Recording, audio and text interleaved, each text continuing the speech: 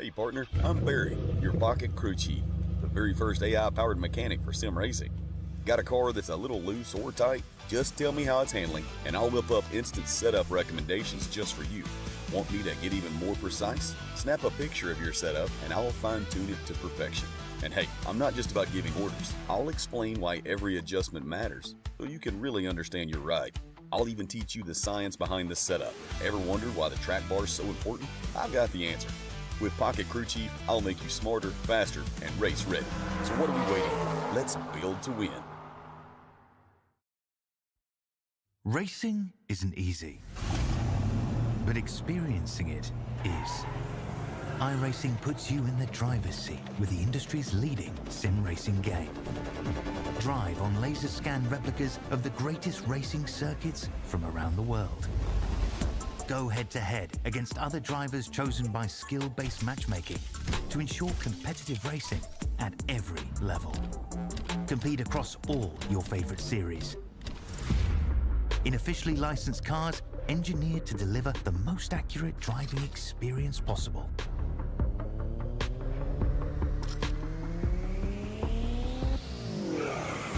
Join a race or host your own with players from across the globe. Race against the computer or in a league with friends. Feel the thrill behind the wheel. Visit iRacing.com.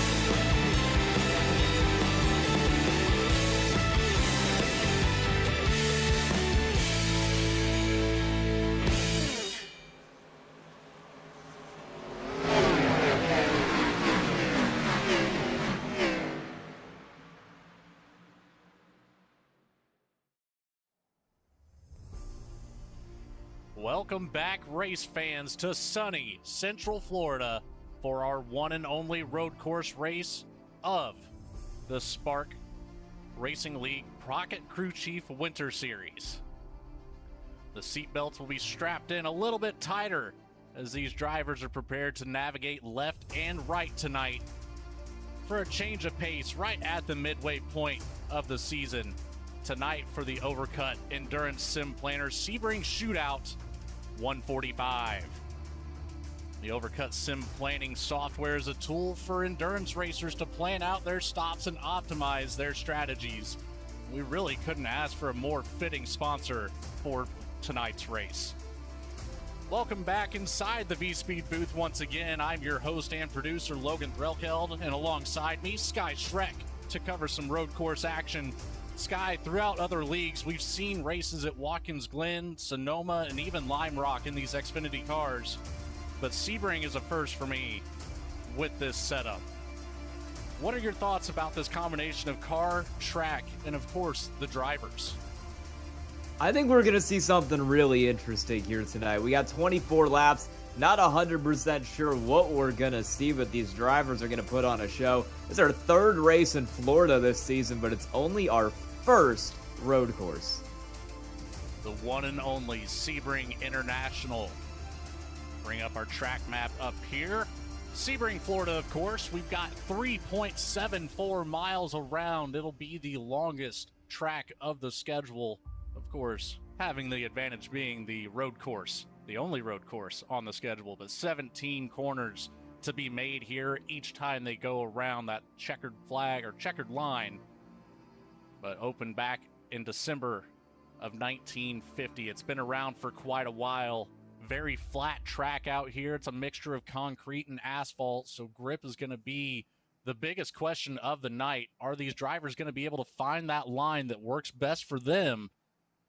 It's only a matter of time for us to be able to tell. Sky, give us a quick breakdown of what our points are looking like going in here to week number 6.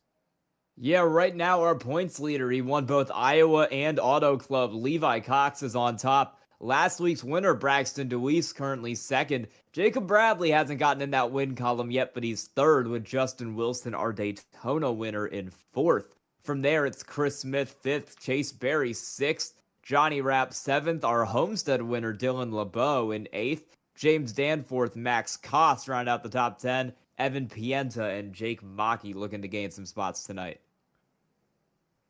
I know a couple of these drivers out here tonight have some more experience than others at these road courses. We'll see if that comes into being an affecting factor. But overall, we're right at that midway point. Schedule up on your screen now. We started at Daytona, went to Homestead. Then we finally got out of Florida, went to Iowa. Then all the way to California for Auto Club. Then back to the East Coast for Darlington. Now we're back down in Central Florida for Sebring. Then we'll have Charlotte next week. And then our second off week on the schedule, followed up by the last 3 races. It's gone quick so far this season. But Talladega, Las Vegas, and Atlanta will be where champions are made. It looks like our qualifying effort has concluded. We should be gridding here momentarily for this Sebring Shootout 145. Give them just a few more seconds here to get out there on track. And it looks like we're finally now on the grid. It's going to be a full pace lap around here tonight. Get that schedule off your screen now.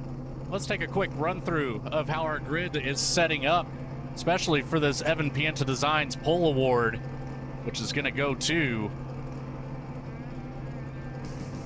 That's going to be Jacob Bradley on the Evan Pienta Designs Pole Award here with a 2-minute and 7-second lap with a .905 at the end of that one.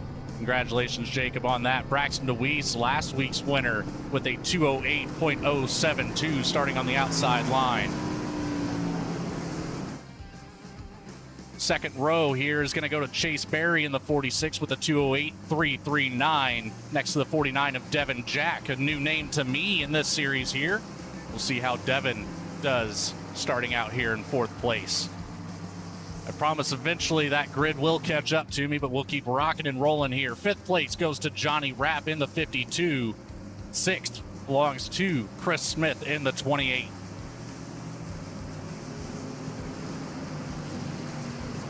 The 54 of Levi Cox will start out in 7th next to the 40 of Dustin Bawley, another fresh name to the league here tonight. Jake Mackey in the 13th will take 9th next to Dylan LeBeau in the 26 for our top 10. We'll switch this over here and see if we can get a better grid for you. I don't know why that one's not keeping up. There we go. A little bit better here. Jacob Bradley, right. Braxton DeWeese, Chase Berry, Devin Jack, Johnny Rapp, Chris Smith, Levi Cox, Dustin Bawley, Jake Mackey, Dylan LeBeau will make up your starting top 10. There you go. Starting 11th tonight, it's going to be Peter Stewart. He's driving the 9 car. Evan Pienta on his outside in the 55. Row 7 is going to be Sean Mulholland in the 39. Laura Wiseman, another new driver, in 14th in the 84. Jacob Phillips rolls off 15th in the 31. James Danforth, P16 in the 88. Robert Brobst, 17th in the 5. Outside of him, Ellis Thomas, 18th in the 8. And your last 2 drivers who set a qualifying time tonight, 19th and 20, Rob Liedl in the 80, Steve Vest in the 60. Once again, I apologize for the starting grid not quite keeping up with us here. I promise it's correct on my screen, just not quite there on yours. 21st goes to Ryan Jones in the 91, followed up by the 06 of Jay Heishman in 22nd. Max Koss in the 63 will take the 23rd starting position next to the 27 of Ryan Phillips. Tom Lickert in the 99 will take 25th, followed up by Patrick O'Toole in the 44 and 26. And last but not least, the 27th spot goes to the 42 of Paul Thomas here tonight. There's the rest of the grid on the screen. There you go. It's going to be a long pace lap here. This track is about 4 miles long, just under that. So we're running a full pace lap for these drivers to get a chance to further acclimate themselves to Sebring before we get going here for the green flag. It always helps to have that one kind of sight lap here and see what it's going to do, see how it's going to feel out there. We've got a lot of track to go through. Almost 3 3/4 mile. This long straightaway here. One of the longest straights. Actually, I believe it is the longest straight here. I apologize. I don't have a whole lot of experience here at Sebring. But the Ullman straight right down into this right-hander. That'll carry over around underneath the bridge here. Have a closed radius corner as well. So that will lead them to the start-finish line. Barry the flag man with the green flag in the air. Jacob Bradley takes the green flag, and we're away at Sebring for the Sebring Shootout 145.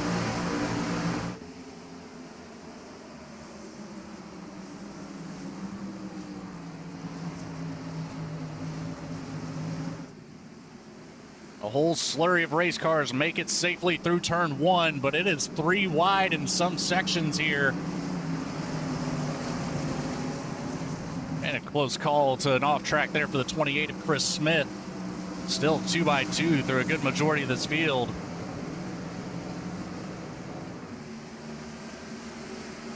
We're not doing an incident point limit tonight, so for some of these drivers out here, you can go off track without getting with getting a 1X, and it won't really matter too much in the grand scheme of things unless you get one of those iRacing slowdown penalties, in which case you could really be on the outside. That would be a worst case scenario, but Jacob Bradley fully leading this charge now as we're finally single file through about the top 10 to top 15 there. Bradley showing why he set the pole. It's a great factor in keeping clean here going through this race. A little bit further back, looks like the 28 of Chris Smith does end up going off track there. Turned some laps pre-race. Myself, that was one of the tougher corners to get down slow enough to actually make the corner. Yeah, he went off about a corner before almost and took a while trying to get that thing rejoined. He didn't want to merge back into traffic. He ended up losing quite a few positions, went from 6th back to 21st off that, so it's going to be a long road up to where he was before. Back a little bit further ahead, right around that 10th spot here. Jake Mackey in 9th at the moment in that 13 machine. Evan Pienta in the 55 trailing closely behind. First lap we got a nearly car on the wall. completed. Steve Vest just crashed, and I think he's going to be out of the race. Vest with an early exit here. Yes, that is confirmed. He does have a meatball on the 60 machine.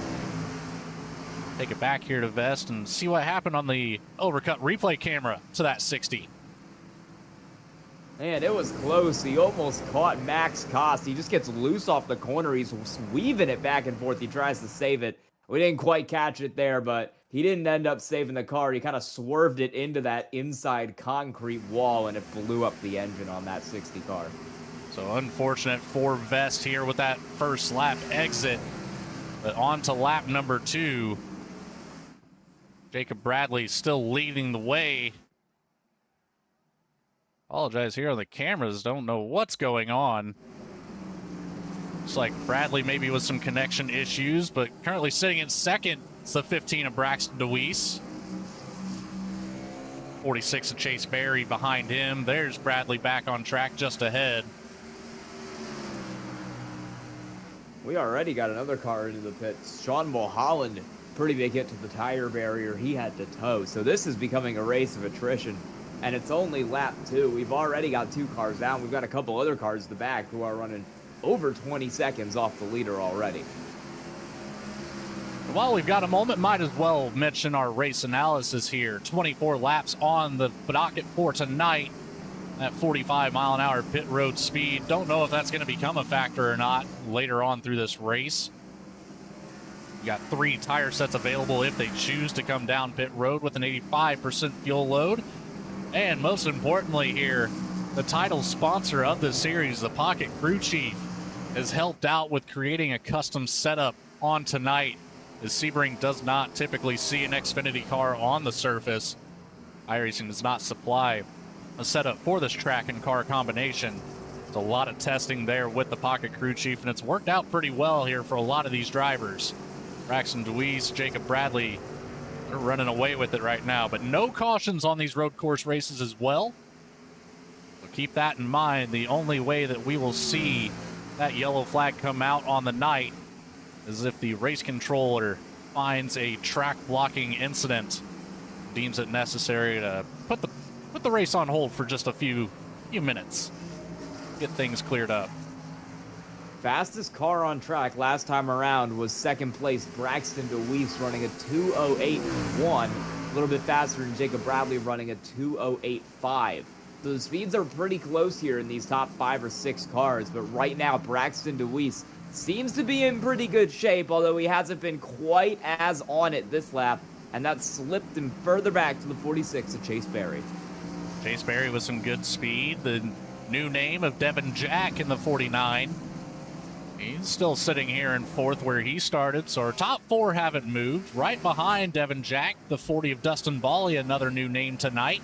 He's up 3 positions already in the first 2 laps. Making some moves. You can see him almost side by side back there, going for a position a little further back. Tight racing going on between Johnny Rapp, Levi Cox, Dylan LeBeau back there. 2 drivers who account for 3 of our wins this season right now. They're mired back in a pretty tight battle here for 7th and 8th. That's what you like to see, especially with a lot of inexperience here on this track for most drivers. So again, as mentioned earlier, it's typical to see Watkins Glen, Sonoma, and Lime Rock. The Sebring was a curveball, to say the least. Yeah, it's definitely not the track you typically expect to see these Xfinity cars run at. It's a new one for, I'd say, a lot of the drivers in this field. I would wager pretty much no one in this field has ever run this car at this track before. So it's going to be a whole new experience for these guys. They've got 24 laps to master it here before we see the white flag. Back up towards the front, Chase Berry's caught back up now with Braxton Deweese. We saw him fade out a little over a half second behind.